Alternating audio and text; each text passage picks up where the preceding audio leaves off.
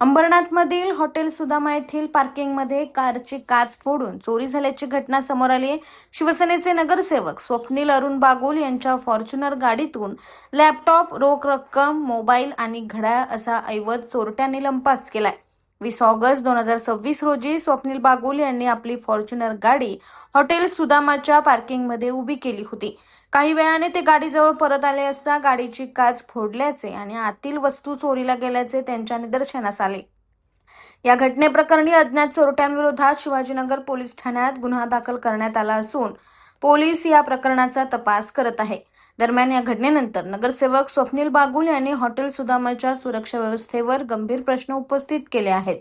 Parking परिसरात सुरक्षा रक्षक नसल्याचा तसेच सीसीटीव्ही कॅमेऱ्याचीही व्यवस्था नसल्याचा आरोप त्यांनी केलाय। हॉटेलमध्ये मोठ्या प्रमाणात लग्न समारंभ आणि इतर कार्यक्रम आयोजित केले जातात। या कार्यक्रमांना महिला आणि नागरिक मोठ्या प्रमाणात दागिने घालून येतात। अशा ठिकाणी सुरक्षेची योग्य व्यवस्था नसेल आणि चेन स्नॅचिंग सारखी घटना घडली तर त्याची जबाबदारी कोणाची, असा सवालही बागुल यांनी उपस्थित केलाय।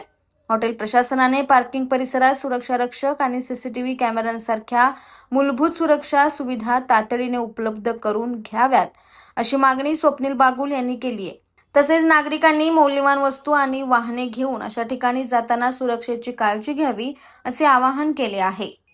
20 तारखेला सायंकाळी आमचे मित्र रोहन पाटील आणि माझा भाऊ सागर बागुल आम्ही काही कामानिमित्त या हॉटेलला आलो होतो। 10:30 वाजता आलो होतो आणि लगेच आमचं काम आटून 11:30ला मी खाली उतरलो।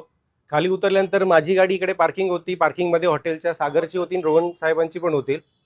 तर त्या ठिकाणी आम्हाला आढळून आलं की गाडीची पार्किंगमध्ये काच फोडलेली होती आणि त्याच्यामध्ये जे काही सामान होतं, माझी बॅग होती, लॅपटॉप होता आणि काही इतर सामान होतं, ते सगळं चोरीला गेलं होतं।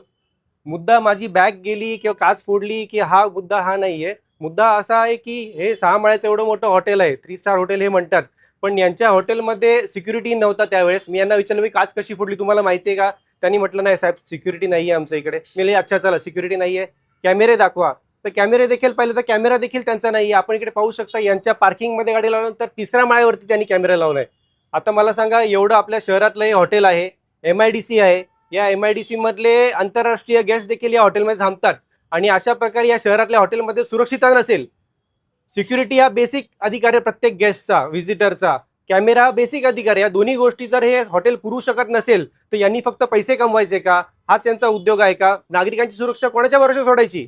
या ठिकाणी मोठे मोठे कार्यक्रम होतात, लग्न होतात, त्यामध्ये माता भगिनी आपल्या दागिने घालून येतात, त्यांचा देखील इकडे कुठलाही अपघात होऊ शकतो, कुठे चेन स्नॅचिंग होऊ शकते। अशा वेळी पोलिसांना देखील किती त्रास होतो चोर फाइंड आउट करताना। मग या हॉटेलनी सुरक्षितता ठेवायला नको का, हा माझा त्यांना प्रश्न होता आणि याचं उत्तर मला गेले 2 दिवस मिळालं नाहीये। मी 2 दिवस त्यांच्याशी फॉलोअप करतोय की तुम्ही मला शोधून द्या, तुमची काय उपाययोजना ते सांगा, तुमचा सिक्युरिटी का नाहीये ते मला सांगा, कॅमेरा का नाहीये सांगा। या 2 दिवसात त्यांनी काही समाधानकारक उत्तर मला दिलेलं नाहीये। माझी गाडी याच ठिकाणी मी पार्किंग ठेवली होती, गेले 2 दिवस याच प्रिमाइसेसमध्ये मी गाडी ठेवलेली होती आणि खरं तर हा माझी काच फोडल्याचा इश्यू नाहीये। मी नागरिकांना याच्या मार्फत आवाहन करू शकतो की आपण या हॉटेलमध्ये येतात, तुमची महागडी गाडी घेऊन येतायत, तुम्ही दागिने घालून येतायत आणि तुमचा इकडे कुठलाही अपघात झाला तर हे हॉटेल त्याची कुठलीही जबाबदारी घेत नाही, जबाबदारी झटकतं। तुम्ही फक्त यांना पैसे द्यायचे आणि त्या मोबदल्यामध्ये या हॉटेल तुमची कुठलीही सुरक्षित जबाबदारी घेत नाही। हा मुद्दा मला सगळ्या नागरिकांच्या समोर मांडायचा होता, त्यामुळे मी आपल्या पत्रकार बांधू मार्फत हा अंबरनाथमधील, बदलापूरमधील जे कोणी नागरिक या हॉटेलला येतात त्यांना निदर्शनास आणण्यासाठी मी सांगू इच्छितो। आणि याच्या पूर्वी देखील कोणाचा काही प्रकार झाला असेल, की कोणाची काही चोरी झाली असेल, इतर काही अपघात झाला असेल आणि त्यांनी जर हॉटेलनी जर त्यांना न्याय दिला नसेल, त्यांनी कृपया आम्हाला त्याची माहिती पुरवावी, त्यांना देखील आम्ही न्याय देण्याचा प्रयत्न करू। ही आजची याबद्दल मी आपण सर्व पत्रकारांना इथे बोलवलं होतं। 20 तारखेलाच रात्री या ठिकाणी पोलिसांचा पंचनामा झालाय, पोलीस दाखल झाले होते, FIR देखील झाला होता आणि त्यावेळेस इकडच्या जे मॅनेजर उभे होते, ते मॅनेजर सम्राट करून मॅनेजर होते, नाईटला ते होते, त्यांनी सांगितलं सर आप कुछ टेंशन मत लो, कल सब हम करके देंगे, व्यवस्थित आपका सब जो ढूंढ के देंगे, कॅमेरा देंगे, सब करके देंगे, आप कुछ टेंशन लो मत, असं त्यांचं बोलणं होतं। पण दुसऱ्या दिवसापासून हॉटेलनी जबाबदारी झटकण्याचं काम केलं आणि कुठेतरी नागरिक ज्या भरोश्यावरती हॉटेलनी येतात तो भरोसा देण्यालायक नाहीये हे सांगण्यासाठी मी इथे आलोय की त्यांनी जो शब्द दिला होता रात्री तो त्यांनी शब्द पाळलेला नाहीये आणि गेले 3 दिवसात हॉटेलनी या प्रकाराची, काच फोडल्याची, चोरीची आणि CCTV पोलिसांना देण्याची कुठलीही जबाबदारी आतापर्यंत घेतली नाहीये। ही घटना झाल्यानंतर त्यांनी 2 नवीन कॅमेरे बसवले तिकडे, जे पूर्वी नव्हते, त्या कोपऱ्यात एक बसवलाय आता आणि इकडे बसवलाय।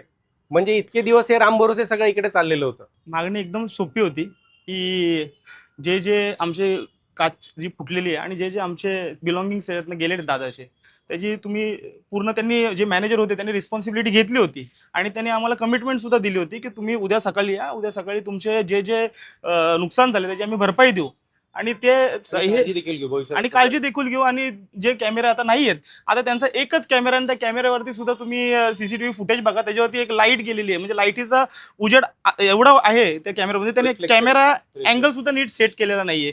आणि एखाद्या लोकप्रतिनिधीची गाडी जर फोडून घेऊ शकतो, सर्वसामान्य माणसाची तर तुम्ही बातच सोडून द्या. आणि हे जे हॉटेलवाले आहेत ते बिलकुल रिस्पॉन्सिबिलिटी घेत नाहीयेत कोणत्याच गोष्टीची. आणि त्यांनी पहिले कमिटमेंट दिली आणि नंतर आता कमिटमेंटवरनं ते मुकरत आहेत. आणि हा आपली अंबरनाथ एमआयडीसी बोलली तर it is a second biggest MIDC in India. तर इथे लांबून लांबून बाहेर देशातून परदेशातून फॉरेनर गेस्ट येतात. चला ठीक आहे, आज आपल्या एक नागरिकाची हे झाली आहे, पण जर कुठला फॉरेनर आला आणि त्याचे काही गाडी फोडली आणि त्याच्यातनं काही घेऊन गेले तर हा पूर्ण आपल्या देशावरती डाग लागेल. आणि कुठेतरी आपल्या देशात जे बाहेरून लोक एफडीआयची इन्व्हेस्टमेंट येते ती कुठे थांबेल, कारण का ते त्यांच्याकडे जाऊन तेच पूर्णकडे सगळ्यांना सांगणार की इथे इंडिया सेफ नाहीये. म्हणजे हा कुठेतरी इम्पॅक्ट पूर्ण देशावरती पडू शकतो. ही छोटी गोष्ट नाहीये. छोटी गोष्ट असती तर मीडियापर्यंत पोहोचली नसती. यांनी बिलकुल रिस्पॉन्सिबिलिटी घेतलेली नाहीये आणि यांच्यावरती स्ट्रिक्ट ऍक्शन घेतली पाहिजे. मीडियाने सुद्धा हा मुद्दा उचलून धरला पाहिजे. आणि तुमच्या माध्यमातून जे सुद्धा, आम्ही तर रेग्युलर कस्टमर आहे, म्हणजे आम्हाला वाटतं मी वीकमध्ये एक वेळा इकडे येतो, तरी पण आमच्या सोबत सुद्धा हे असे वागतायत. तर एखादा सर्वसामान्य माणूस असेल, आता इथे भरपूर लग्न, दादांनी सांगितलं मग कशी इथे भरपूर लग्न कार्य होतात, लोक सोनं नाणं घालून येतात, इथे चेन स्नॅचिंग, एवढा अंधार असतो इथे, साधी लाईट सुद्धा स्वतःच्या प्रिमाइस मध्ये लावू शकत नाही. हे झाड आहे, झाडावरती पण लाईट पडत नाही, पूर्ण अंधार असतो. कोणाची चेन मारली, कोणाची, आणि ठीक आहे आम्ही इथे मुलं आलेलो, पण फॅमिली सुद्धा इथे येते, लहान मुलं येतात. आणि जो येणारा जो चोर होता त्यांनी जो चोरी करताना कुठल्याही गोष्टीची पर्वा करत नाही, त्यांनी सरळ गाडीची काच, म्हणजे ते तुम्ही सीसीटीव्ही बघा तेव्हा त्यांनी हार्डली 15 सेकंडमध्ये चोरी करून पळाला येतो. ठीक आहे, पोलीस शोध घेतील, पोलिसांनी पूर्ण सहकार्य केलंय, पोलिसांचा आम्ही आभार मानतो, पण या हॉटेलवाल्यांवरती स्ट्रिक्ट ऍक्शन घेतली पाहिजे, ही आमची मागणी आहे. ब्युरो रिपोर्ट, न्याय दरबार, अंबरनाथ.